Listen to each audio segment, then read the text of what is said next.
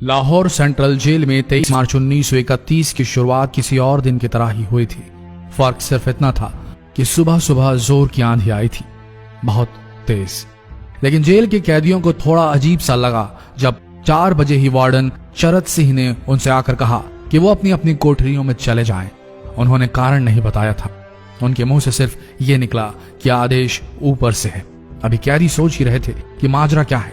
Jail का नाई बरकत हर कमरे के सामने फुसफुसाते हुए गुजरा कि आज रात भगत सिंह, राजगुरु और सुखदेव को फांसी दी जाने वाली है। उस क्षण की निश्चिंता ने उनको झकझोर कर रख दिया। कैदियों ने बरकत से मनुहार की कि वो फांसी के बाद भगत सिंह की कोई भी चीज जैसे पेन, कंघा या घड़ी उन्हें ला कर दें ताकि वो अपने पोते पोतियों को बता सकें कि कभी वो भी भगत सिंह के साथ जेल में बंद थे। बरकत भगत सिंह की कोठरी में गया और वहां से उनका पेन और कंघा ले आया। सारे कैदियों में होड़ लग गई कि किसका उस पर अधिकार हो। आखिर में ड्रॉ निकाला गया, लाहौर कॉन्स्पिरेसी केस। अब सब कैदी चुप हो चले थे।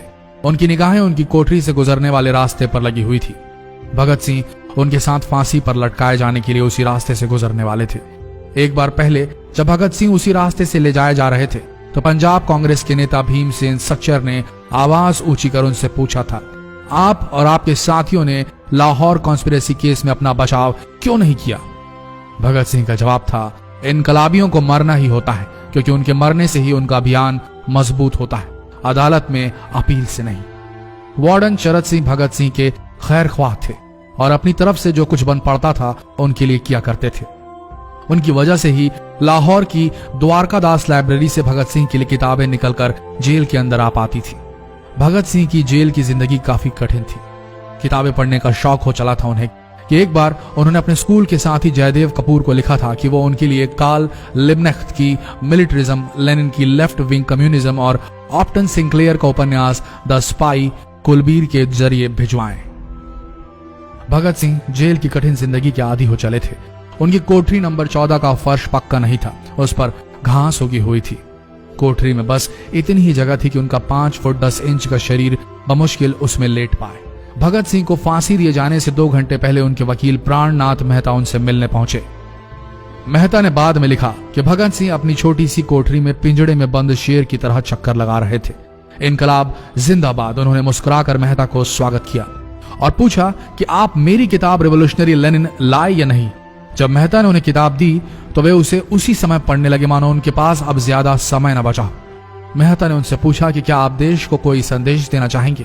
भगत सिंह ने किताब से अपना मुंह हटाए बगैर कहा, सिर्फ 2 संदेश, साम्राज्यवाद मुर्दाबाद और इनकलाब जिंदाबाद। इसके बाद भगत सिंह ने मेहता से कहा कि वो पंडित नेहरू और सुभाष चंद्र बोस को मेरा धन्यवाद पहुंचा दे जिन्होंने मेरे केस में गहरी रुचि ली थी। भगत सिंह से मिलने के बाद मेहता राजगुरु से मिलने उनकी कोठरी पहुंचे। राजगुरु के अंतिम शब्द थे, हम लोग जल्द मिलेंगे। सुखदेव ने मेहता को याद दिलाया कि वो उनकी मौत के बाद जेलर से वो कैरम बोर्ड ले लें जो उन्होंने उन्हें कुछ महीने पहले दिया था। मेहता के जाने के थोड़ी देर बाद जेल अधिकारियों ने तीनों क्रांतिकारियों को बता दिया कि उनको वक्त से 12 घंटे पहले ही फांसी दी जा रही है। अगले दिन सुबह 6 बजे की बजाय उन्हें उसी शाम 7 बजे फांसी पर चढ़ा दिया जाएगा। भगत सिंह मेहता द्वारा दी गई किताब के कुछ पन्ने ही पढ़ पाए थे। उनके मुंह से निकला, क्या आप मुझे इस किताब का एक अध्याय भी खत्म करने नहीं देंगे? भगत सिंह ने जेल के मुस्लिम सफाई कर्मचारी बेबे से अनुरोध किया कि वो उनके लिए उनको फांसी दिए जाने से 1 दिन पहले शाम को अपने घर से खाना जरूर लाएं। लेकिन बेबे भगत सिंह की इच्छा पूरी नहीं कर सके क्योंकि भगत सिंह को 12 घंटे पहले फांसी देने का फैसला ले लिया गया और बेबे जेल के गेट के अंदर ही नहीं घुस पाए। थोड़ी देर बाद तीनों क्रांतिकारियों को फांसी की तैयारी के लिए उनकी कोठरियों से बाहर निकाला गया। भगत सिंह, राजगुरु और सुखदेव ने अपने हाथ जोड़े और अपना प्रिय आजादी गीत गाने लगे। कभी वो दिन भी आएगा कि जब आजाद होंगे हम, या अपनी ही जमीन होगी या अपना आसमान होगा। फिर इन तीनों का एक एक करके वजन लिया गया। सबके वजन बढ़ गए थे। इन सब से कहा गया कि अपना आखिरी स्नान करें। फिर उनको काले कपड़े पहनाए गए लेकिन उनके चेहरे खुले रहने दिए गए।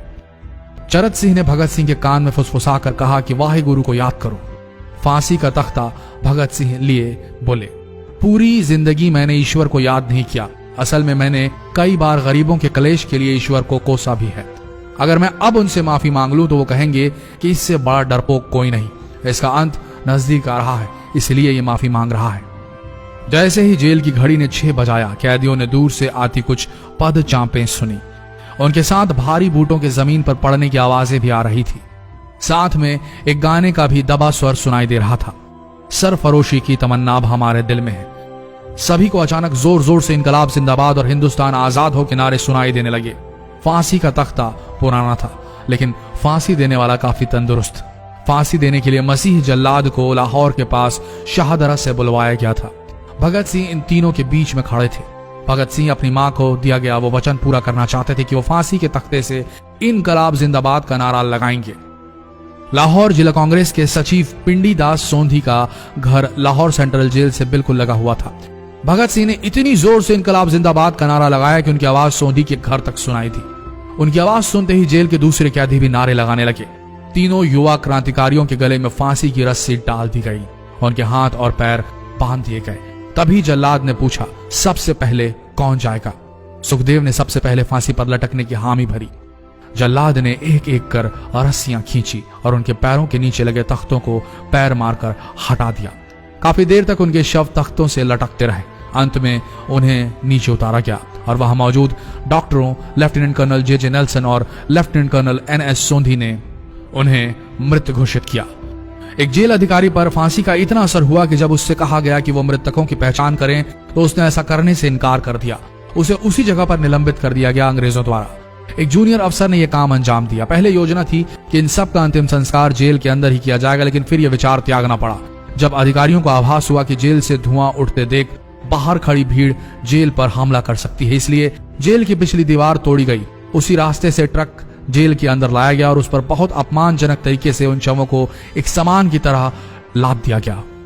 पहले तय हुआ था कि उनका अंतिम संस्कार रावी के तट पर किया जाएगा, लेकिन रावी में पानी बहुत ही कम था, इसलिए सतलज के किनारे शवों को जलाने का फैसला लिया गया। उनके पार्थिव शरीर को फिरोजपुर के पास सतलज के किनारे लाया गया। तब तक रात के 10 बज चुके थे। इस बीच उप पुलिस अधीक्षक कसूर सुदर्शन सिंह कसूर गांव से एक पुजारी जगदीश अचरज को बुला लाए। अभी उनमें आग लगाई ही गई थी कि लोगों को इसके बारे में पता चल गया। जैसे ही ब्रितानी सैनिकों ने लोगों को अपनी तरफ आते देखा, वो शवों को वहीं छोड़कर अपने वाहनों की तरफ भागे। सारी रात गांव के लोगों ने उन शवों के चारों ओर पहरा दिया। अगले दिन दोपहर के आसपास जिला मजिस्ट्रेट की दस्तखत के साथ लाहौर के कई इलाकों में नोटिस चिपकाया गया, जिसमें बताया गया कि भगत सिंह, सुखदेव और राजगुरु का सतलज के किनारे हिंदू सिख रीति से अंतिम संस्कार कर दिया गया है।